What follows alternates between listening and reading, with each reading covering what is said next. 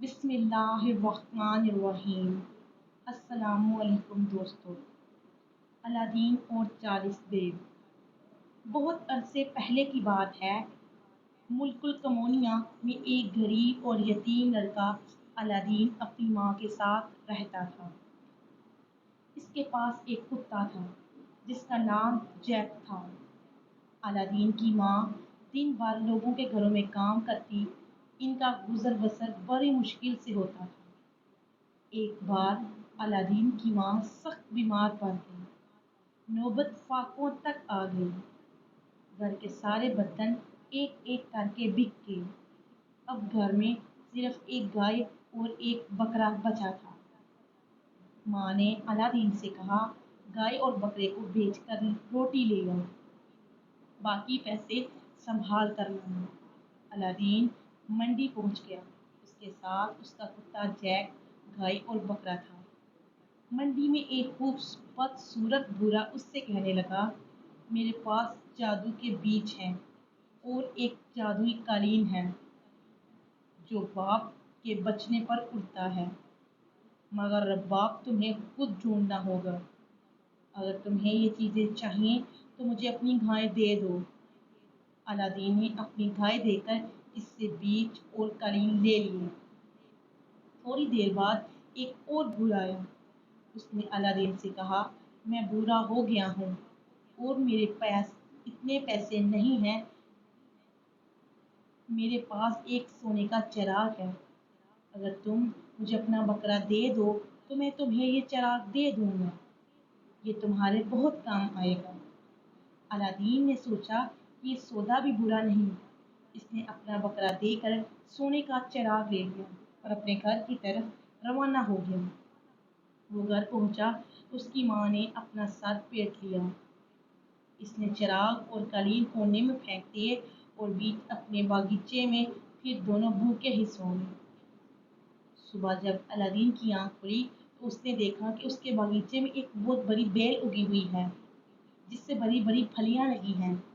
یہ بیل آسمان تک جا رہی تھی۔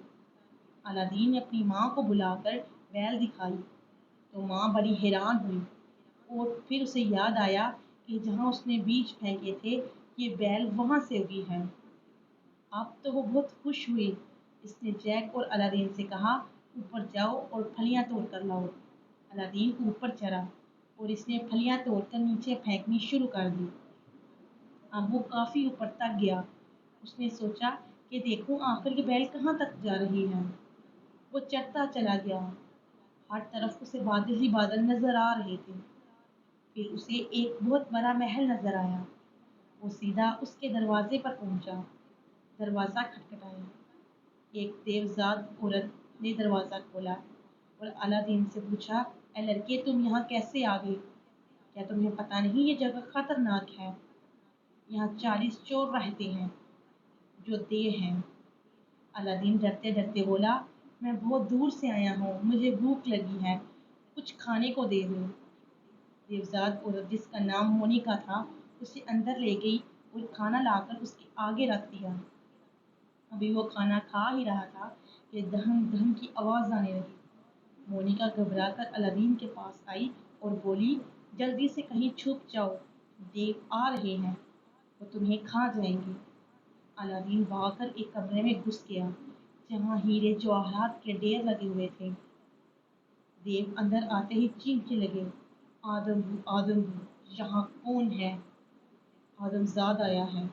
مونیکا نے اس نے کہا، میں نے آپ کے لیے جو کباب بنائے ہیں یہ ان کی خوشبو ہے۔ ایک دیو نے کہا، اچھا جلدی سے کھانا لگاؤ، ہمیں بھوک لگ رہی ہے۔ جب وہ 40 دیو کھانا کھا چکے تو انہوں نے مونیکا سے کہا، جاؤ ہمارے رباب اور مرغی کو لے کے آؤ۔ مونیکا مرغی اور رباب لے کر آ گئی تو دیو نے کہا، ارے رباب، ہمیں ایک اچھا سا گانا سناؤ۔ رباب خود بخود بجنے لگا اور مرغی ناچنے لگی۔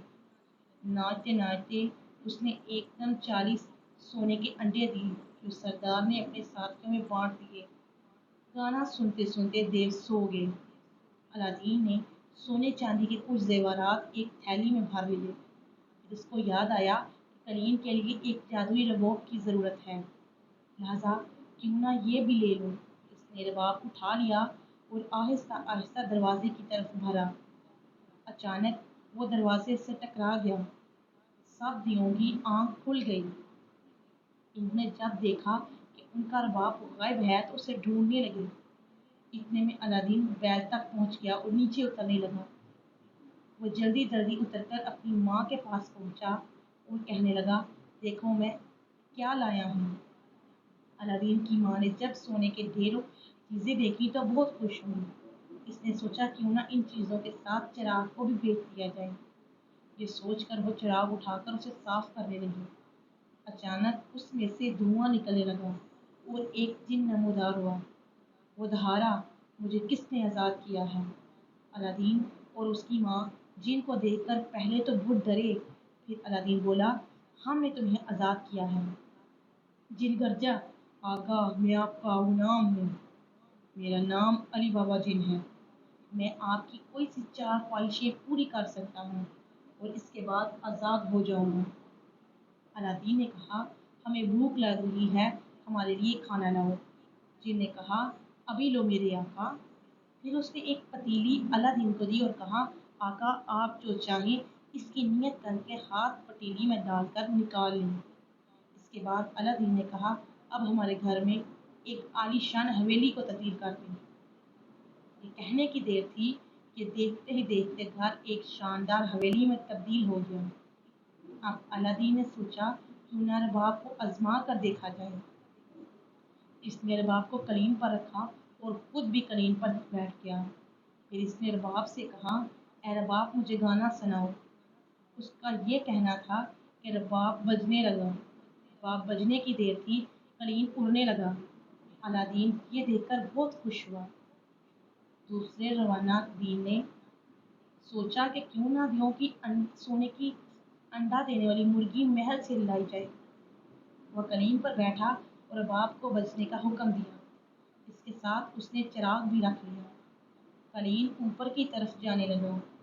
اوپر پہنچا تو اس نے دیکھا کہ وہاں سخت پہرا لگا ہوا ہے۔ مام دیو محل کے چاروں طرف گھوم رہے تھے۔ الادین چپکے چپکے آگے بڑھتا گیا۔ جب محل کے قریب پہنچا تو اسے اندر جانے کا کوئی راستہ نظر نہیں آیا۔ اس نے دیکھا کہ محل کے پیچھے سے ایک راستہ غار کے اندر جاتا ہے۔ وہ ادھر پہنچا اور غار کے اندر گھسنے کی کوشش کرنے لگا، مگر غار کا دروازہ کس طرف نہ کھل رہا تھا۔